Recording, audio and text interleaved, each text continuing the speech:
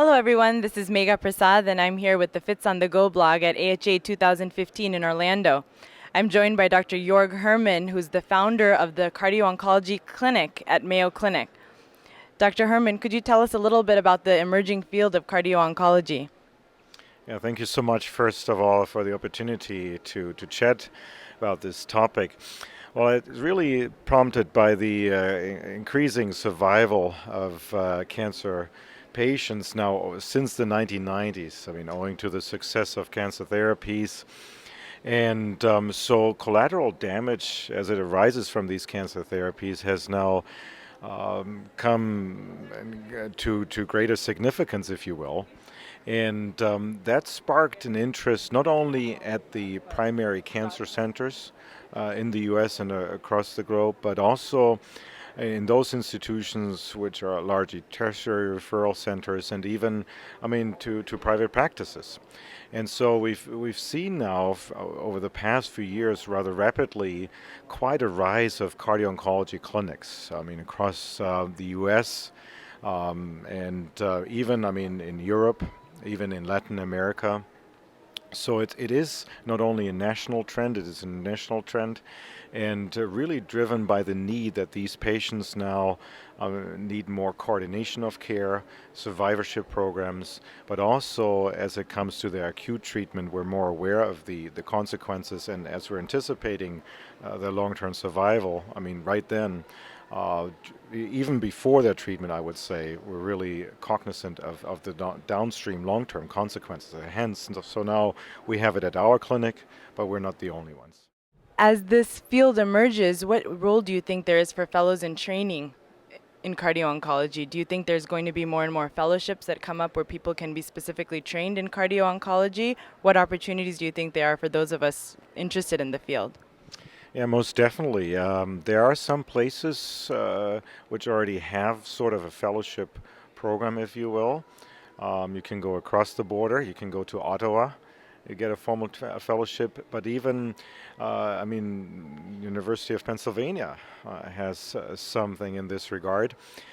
Nevertheless, beyond what we have now, the ACC, in fact, is actually looking into this and developing formal fellowship programs, or at least structures. And so they're not in the not too distant future, there will be an opportunity for cardiology fellows to get involved, and maybe not initially in an accredited program, but it might be a non-accredited subspecialization. We see a similar trend actually for nephrology. So there is and this is now official, that there will be some nephro-oncology or onconephrology, however you want to phrase it.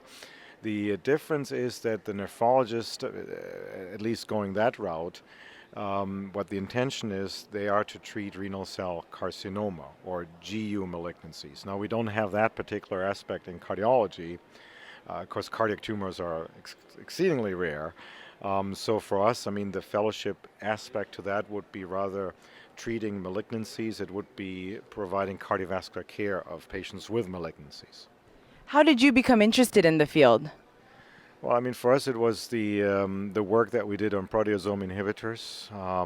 That was way more than a decade ago, where we used these drugs. They were just starting to emerge from multiple myeloma, and had great success even in patients with refractory, relapsing multiple myeloma. And one of the mechanisms that was supposed to be involved was NF-kappa B activation inhibition.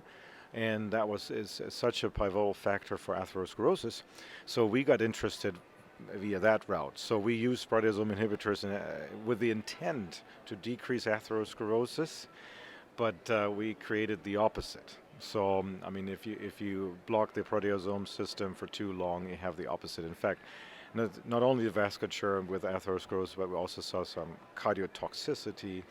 And so this was for us the board from which we leaped. But a lot of, colleagues, they're coming from the clinical side, seeing these patients, undergoing echocardiograms serially. So there has been this interest in the field of echocardiographers. And then, the heart failure group, obviously, for obvious reason, heart failure and transplant. So these are the main areas. But we're sort of a little bit exotic coming from the vascular side to this. Well, that's all very exciting. We'll look forward to watching the field grow. Thank you so much for joining us, Dr. Herrmann. For more videos like this, please go to www.youtube.com/fitsonthego. Thank you for watching.